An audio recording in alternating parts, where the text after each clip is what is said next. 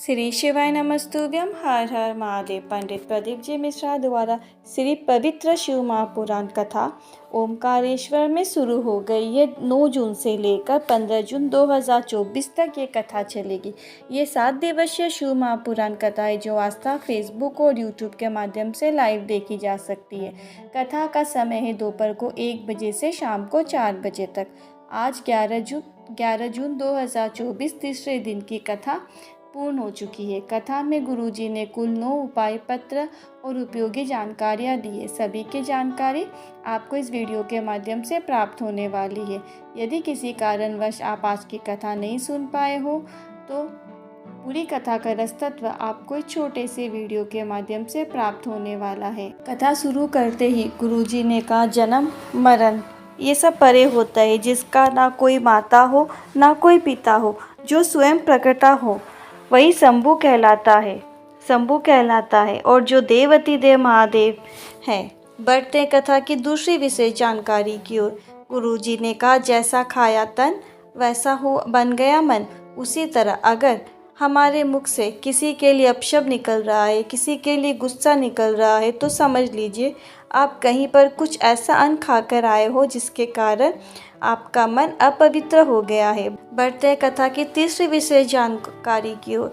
अनमोल पटेल जी पत्र लेकर आए कानपुर से। मेरी माँ को कैंसर था, बच्चेदानी में लास्ट स्टेज का कैंसर था। मैंने कथा के बारे में माँ को बताया और माँ मंदिर में सफाई का कार्य करने लगी। जल को चढ़ाकर थोड़ा सा औषधि के रूप में प्राप्त करने लगी, उसका आचमन करने लगी और माँ ने ऐसा ही करना शुरू किया और मैं सीहोर जाकर रुद्राक्ष लेकर आया और उन्हें दे दिया, जिसका जल का आचमन भी उन्होंने करना शुरू कर दिया। 2022 से अभी तक वो पूरी तरह से ठीक है, उन्हें कुछ भी बीमारी आगे नहीं बढ़ी है, वो सही हो रही है। उसी का आभार व्यक्त करने के लिए कथा पंडाल में आया हूँ। बढ़ते कथा की चौथी विशेष जानकारी की ओर।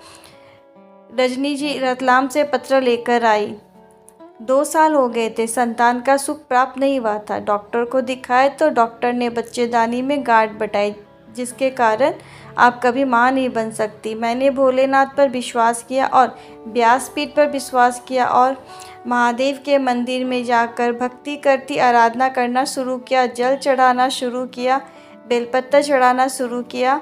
बाबा की कृपा से गर्भ ठहर गया है, पर डॉक्टर को दिखाया तो डॉक्टर ने कहा कि तुम्हारे गर्भ में बच्चा नहीं, 1 किलो की गठान है। और बाबा की कृपा का क्या वर्णन करूं, मैंने बच्चे को जन्म दिया है और 1 किलो की जो गठान थी, बच्चे होने के बाद 6 महीने बाद मैंने सोनोग्राफी कराई तो पता चला कि गांठ खुद ब खुद गल चुकी है। इसी का आभार व्यक्त करने के लिए कथा पंडाल में आई हूँ।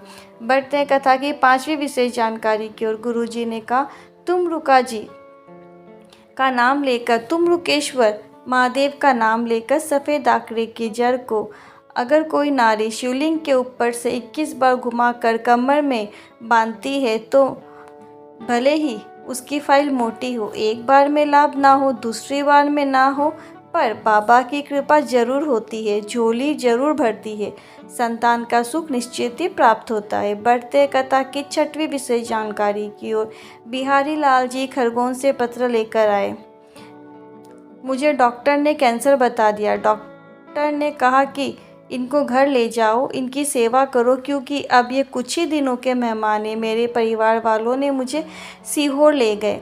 वहाँ पर कंकर शंकर का पूजन करके हमने वहाँ से रुद्राक्ष लेकर आए और मंदिर में मैंने जाना शुरू किया, जल चढ़ाना शुरू किया, श्री शिवाय नमस्तुभ्यम का मंत्र जाप करना शुरू किया, बेलपत्र का आचमन करता, जल को शिवलिंग पर चढ़ाकर उसका आचमन करना शुरू किया। आज मैं पूरी तरह से ठीक हो गया हूँ। उसी का आभार व्यक्त करने के लिए कथा पंडाल में आया हूँ। बढ़ते कथा की 7वीं विशेष जानकारी की ओर। कविता जी बांसवाड़ा से पत्र लेकर आई। सरकारी नौकरी का प्रयास करते करते थक गई थी, पर कहीं पर भी मेरी नौकरी नहीं लग रही थी। मैंने व्यासपीठ पर भरोसा किया, मैंने भोलेनाथ पर, देवती देव महादेव पर भरोसा किया और ये माना कि व्यासपीठ में स्वयं भोलेनाथ ही बोलते हैं। और मैंने पशुपतिनाथ का व्रत किया और व्रत के दौरान ही मेरा चयन हो गया, मेरी नौकरी लग गई। इसी का आभार व्यक्त करने के लिए कथा पंडाल में आई हूँ। बढ़ते हैं कथा की 8वीं विशेष जानकारी की ओर। रीना जी इंदौर से पत्र लेकर आई। ये जब माहवारी की समस्या हुई तो मैंने डॉक्टर को दिखाया तो डॉक्टर ने अपेंडिक्स बता दिया। इसके बाद गांठ भी बताया और जांच हुई और डॉक्टर ने बताया कि कैंसर की गांठ है। इसके बाद मैंने शिवलिंग पर जल चढ़ाना शुरू किया, बेलपत्र चढ़ाना शुरू किया और कथा सुनना शुरू किया। और रात्रि का 9-15 वाला उपाय आपने जो आंवले के जल से अभिषेक करने को कहा वो भी शुरू किया। बाबा की कृपा से 15 दिन बाद फिर से जांच कराई तो डॉक्टर ने कहा ना ही कैंसर है ना ही अपेंडिक्स है। इसी का आभार व्यक्त करने के लिए कथा पंडाल में आई हूँ। बढ़ते कथा की 9वीं विशेष जानकारी की हो। शिवानी अग्रवाल जी खरगोन से पत्र लेकर आए। शादी को 5 वर्ष हो गए थे पर डॉक्टर के अनुसार मैं कभी माँ नहीं बन सकती।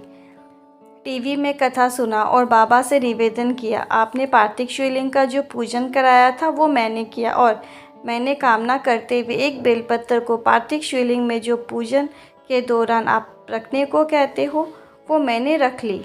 और बीगन गांव की कथा को मैंने पंडाल में जाकर सुना।